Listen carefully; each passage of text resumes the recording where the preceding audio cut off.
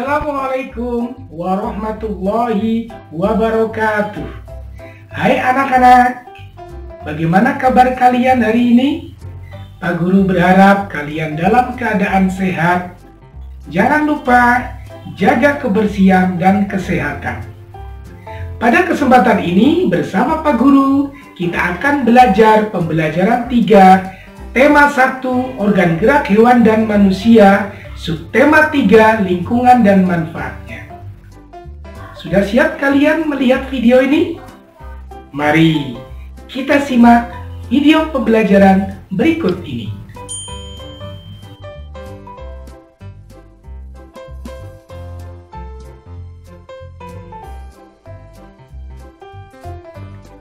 Pada pembelajaran kita kali ini, terdapat muatan pelajaran yang pertama adalah IPS, yang kedua Bahasa Indonesia, dan yang ketiga PPKN. Adapun tujuan pembelajarannya adalah sebagai berikut.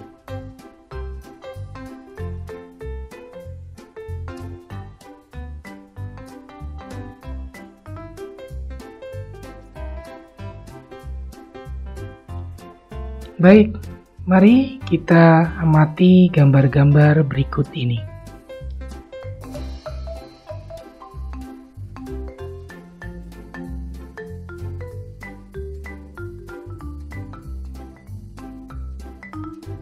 Dari keempat gambar tersebut, kira-kira informasi apa saja yang bisa kalian peroleh?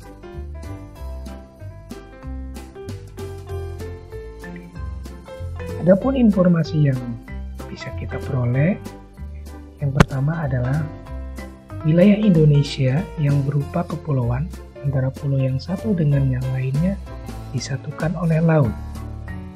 Sehingga kondisi geografis Indonesia yang seperti itu menjadikan Indonesia disebut sebagai negara maritim dan kepulauan.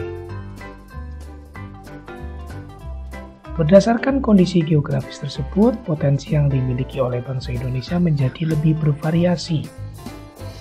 Misalnya di bidang ekonomi, sosial, budaya, dan transportasi. Adapun pada pembelajaran 3 ini, yang akan kita bahas adalah pengaruh kondisi geografis sebagai negara maritim di bidang ekonomi dan sosial. Yang pertama di bidang ekonomi.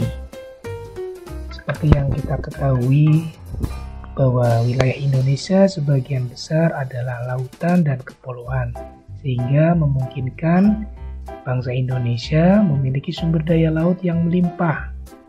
Adapun sumber daya laut tersebut ada yang hayati dan non-hayati.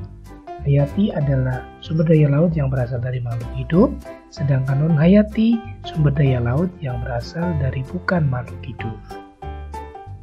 Contoh sumber daya laut dari hayati, yang pertama ada ikan, terus ada rumput laut, dan terumbu karang, dan masih banyak lagi contoh-contoh yang lain. Adapun sumber daya alam non-hayati, contohnya adalah sumber energi minyak dan gas. Yang kedua adalah wisata bahari. Dan yang ketiga adalah transportasi antar pulau. Beberapa pekerjaan yang mungkin yang ada di sekitar pantai berdasarkan peluang ekonomi dari pemanfaatan sumber daya laut tadi. Yang pertama ada nelayan, kedua petani garam, dan ketiga tukang pijet. Serta masih banyak lagi pekerjaan-pekerjaan yang lain di sekitar pantai. Kemudian beralih ke bidang sosial.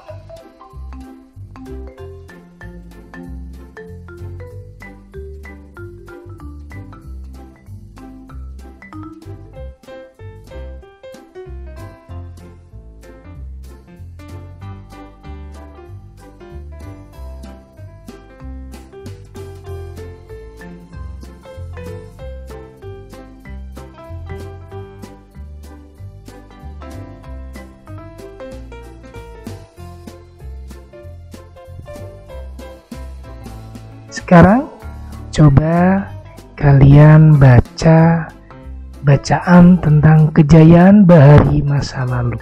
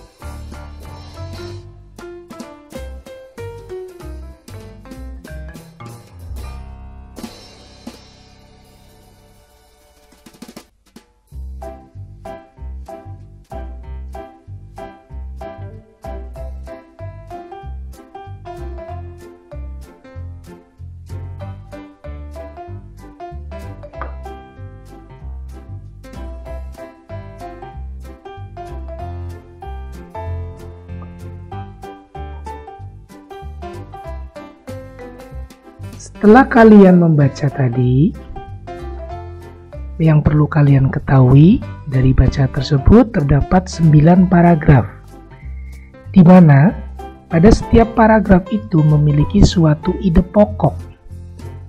Apa itu ide pokok, anak-anak? Mari kita perhatikan penjelasan berikut.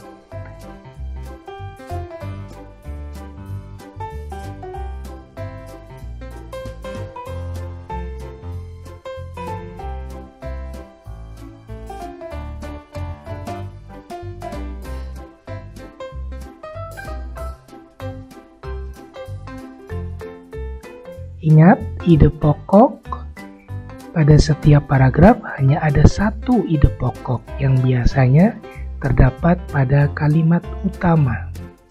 Paragraf yang ide pokoknya terdapat di awal paragraf disebut paragraf deduktif, sedangkan paragraf yang ide pokoknya terdapat di akhir paragraf disebut paragraf induktif.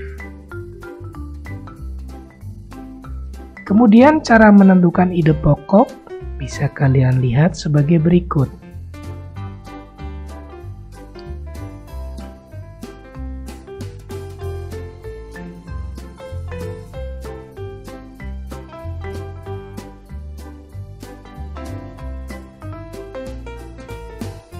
Contoh paragraf 1 pada bacaan kejayaan bahari masa lalu tadi.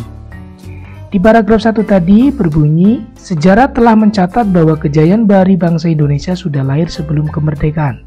Hal ini dibuktikan dengan adanya temuan-temuan situs prasejarah maupun sejarah. Jadi cara yang pertama, coba kalian baca secara seksama, kemudian kamu cari kalimat utama.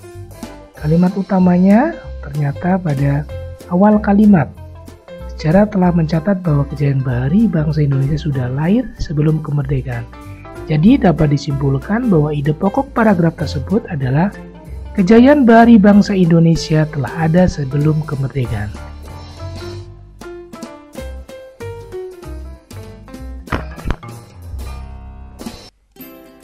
Beralih tentang materi keberagaman. Bisa kalian baca sebagai berikut.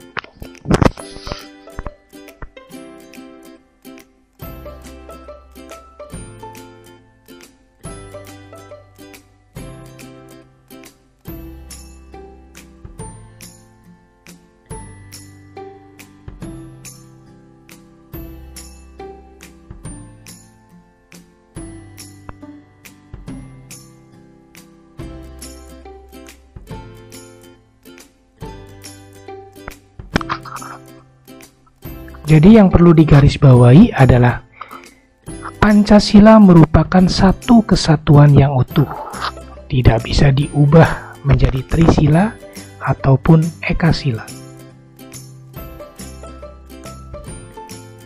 Adapun penerapan sila-silanya bisa dilihat atau kita saksikan dari beberapa gambar berikut ini.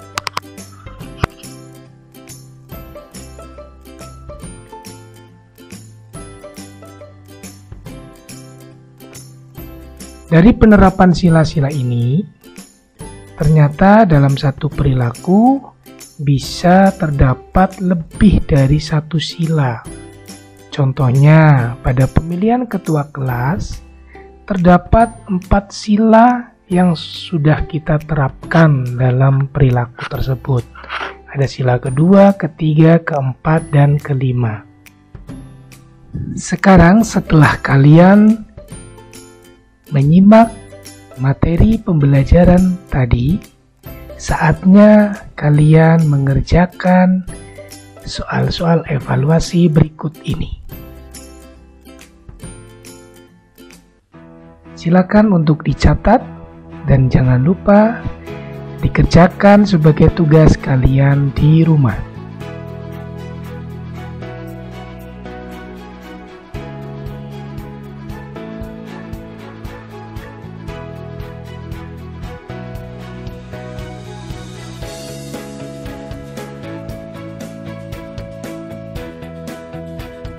Demikian video pembelajaran kali ini.